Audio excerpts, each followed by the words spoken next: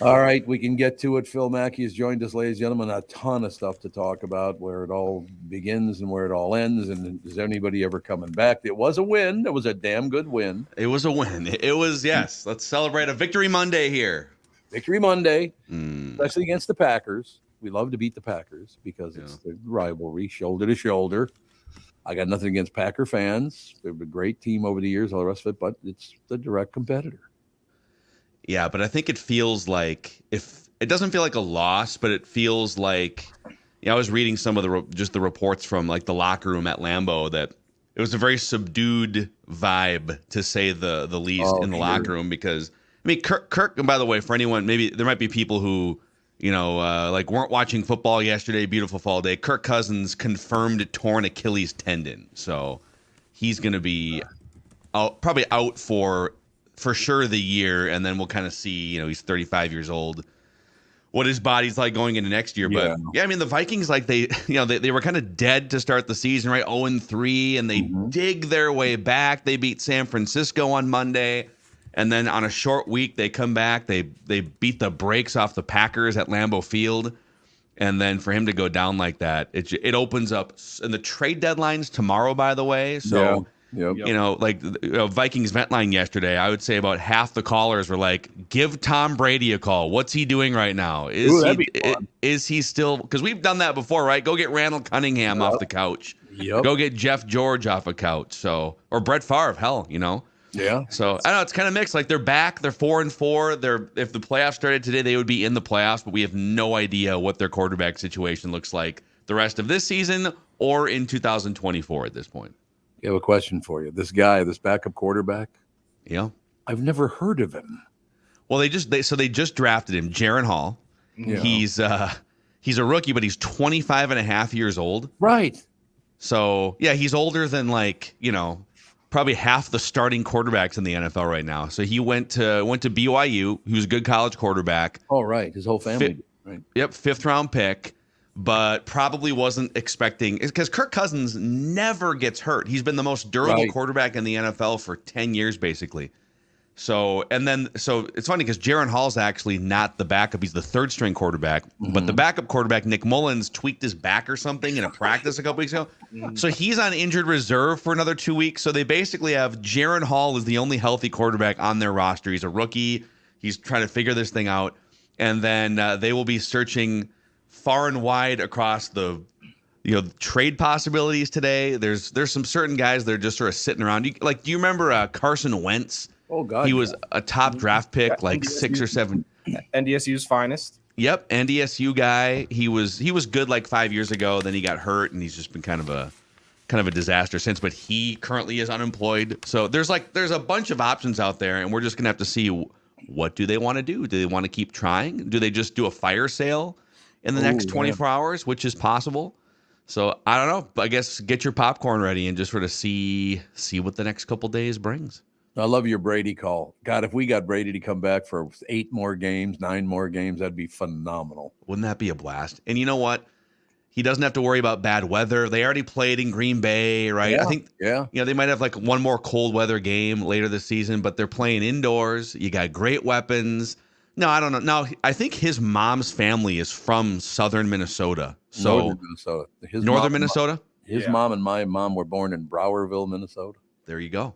So now, like, his current kids go to school in like Florida, so I don't know. Right. Well, he's not going to be there anyway, so what's the difference? Right. Yeah, they got nannies and stuff that can just take care of the kids. Who cares? Kids will be fine. Just flow them a couple $1 million. My kids stiff arm me now anyway, so what's the difference? Either you turn on them or they turn on you, one or the other.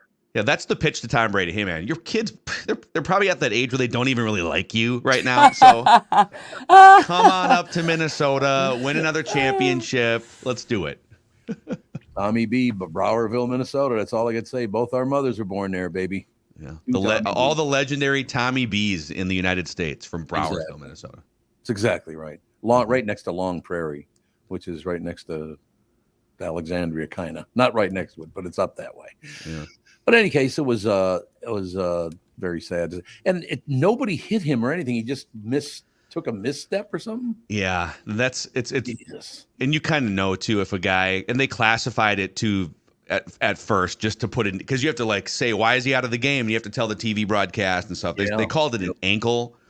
But then when you watch it again, you're like, well, he didn't like roll his ankle. Nobody rolled up on him. It's either a broken foot or an Achilles, right? And that's just, I didn't go to med school. I'm just an idiot who watches football every Sunday.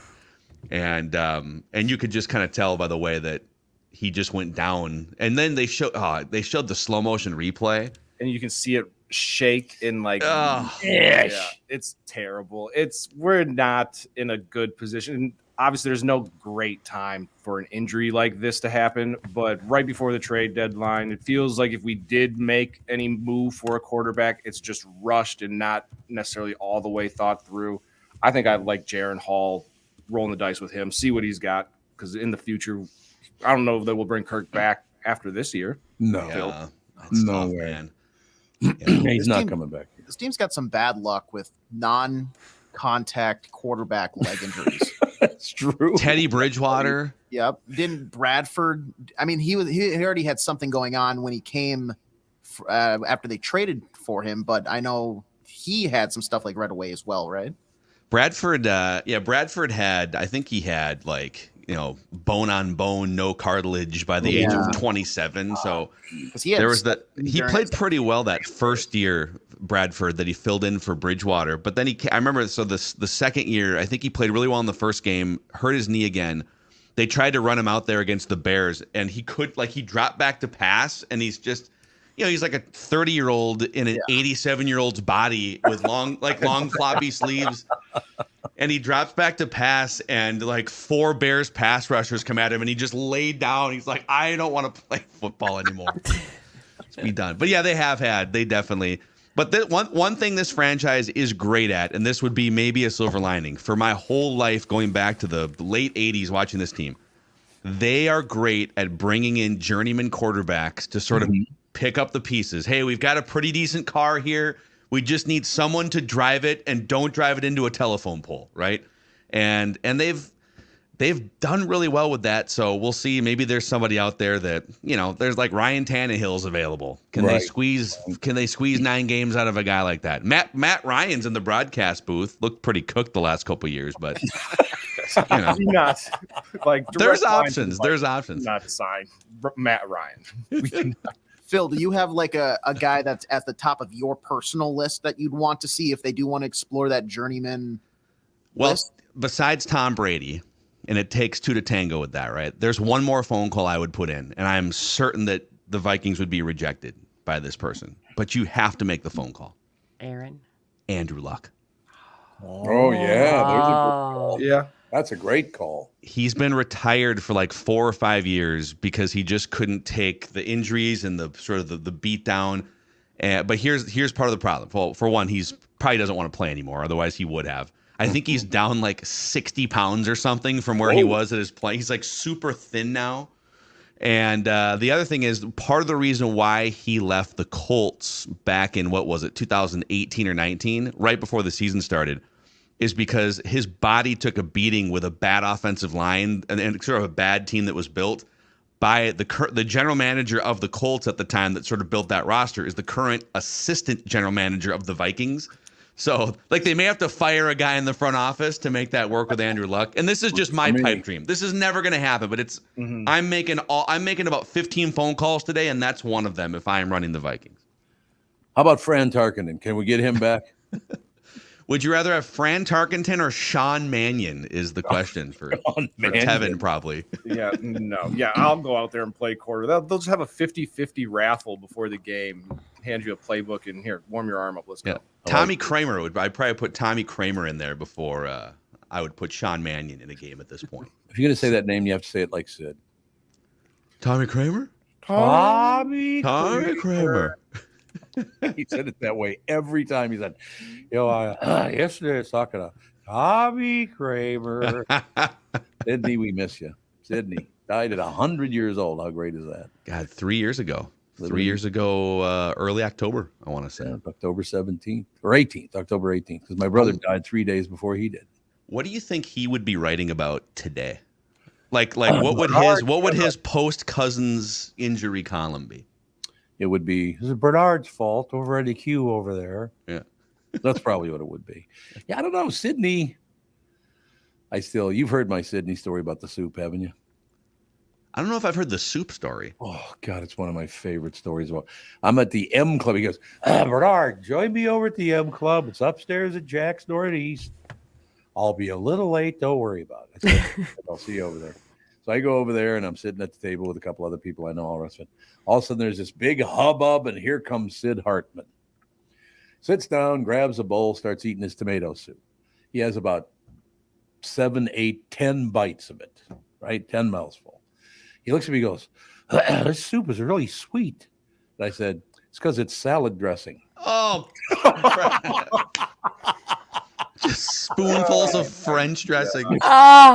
Exactly what it was. By the spoonful, he goes, that was kind of sweet. I hope he was 99 years old when this happened because it's kind of. It's also really cold. That's all. It's cold too. Is he dipping his grilled cheese in there too? Oh God! Actually, that might not be so bad. Brittany's in on that French dressing. A side of French dressing for the grilled cheese. Let's Fine. go. What if you heated it up? Would it be good if you heated it up? No, Too sweet. Yes, it's like eating ketchup. Yeah, that's true. That's a good point. I think someone has to try this now. I think All right. 5 spoonfuls of warm French dressing. Brittany's volunteering. I'm in. I know you've got French dressing in your fridge, Brittany. Just go out there and grab a bowl quick and come back. No problem. I'm on it. How about some warm Thousand Island? Anyone? I would probably eat the heck out of that. I love mayo. I hate how much I love mayo. Really? Yes, and I know, Tom, you hate mayo. I love balance in the universe. You love it, and I hate it. Good balance. I know. Yeah, I love it. Ugh. How can you be Catholic and hate mayonnaise? I don't know what's wrong with you. Like if I have a sandwich and it's amazing and it doesn't have mayo, I'm like, this is just okay. Because there's no so mayo. So pretty much any bland sandwich is salvageable with just a glob of mayonnaise for you. But like a very minimal amount, but it just has to be there. I love mayo. You must love Subway then, because I like you. Oh, really? I would when I was still in high school. We would go. Me and my buddy, we worked at the same job, but we would go up there and we would stop for like a quick. We're not going to eat until close now, so we're going to stop after school before we go into our shift. There was this lady named Wanda that worked at the Subway, and Wanda was about 65 to 70 years old, and you would say, "Hey, Wanda, can I get some mayo on my Subway sandwich, please?" And she drowned it. Oh, gross. Wanda. No. A full bottle for everyone. It was like, she'd grab it. No. And then, so you had to like eventually be like, hey, I need like one pass. Yeah. That's it. If I see any more, I'm jumping the counter, because I'm not going to have straight mayonnaise for the third like shift in a row. No, I think there's a rule at Subway that if you're they're sandwich artists, I believe. Yeah. If you're a sandwich artist and if you aren't putting enough mayonnaise on, if when you close the sandwich, there's not a full glob sticking out of the side of the sandwich, right? If it doesn't make a noise, Oh, God. when you fold it up. Yeah. See, like that's the thing though, like with mayo, like there is a point of no return. Like as much as I love mayo, the soon as you start saying that, I go, mayo's the worst. It's disgusting. Like, oh. Anybody a Miracle Whip person, or is that horrible? No, back in the day for sure. Yeah, were you on the bologna and cheek? Like it was when I was a kid, Catholic kid. Probably, I'm sure there's a lot of other similar ones. It was the bread, or you could do the hamburger bun too, with 2 slices of bologna, a Kraft singles, and then Miracle Whip on both edges. Oh, there you go. Phil, I know you got to go, but I got one more question for you. I'm trying to think about the best way to ask this question. What's with all the flags in the NFL now? Oh. Every play, there's a flag. Have you ever seen a Vikings-Packers game at Lambeau Field where the Packers get called for like 9 penalties in the first half?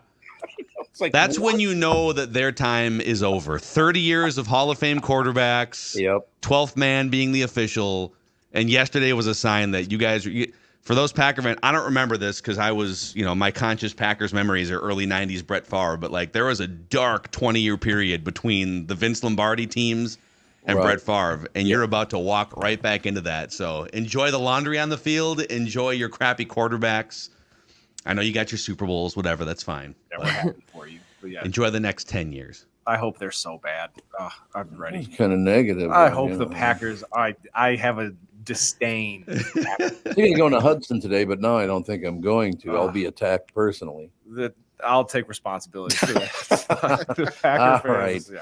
Phil's got to go, but yeah, Phil, a few more flags. I think a flag on every play. Yeah, it's really great. And on Friday, we can recap the Tom Brady trade or Tom Brady acquisition from this week. It'll be great. I love it. Tom Brady. Does TV. Gronk come with him? Hopefully, yes. Let's do it. Package deal. He's Mr. Commercial now. He doesn't have time to play football anymore.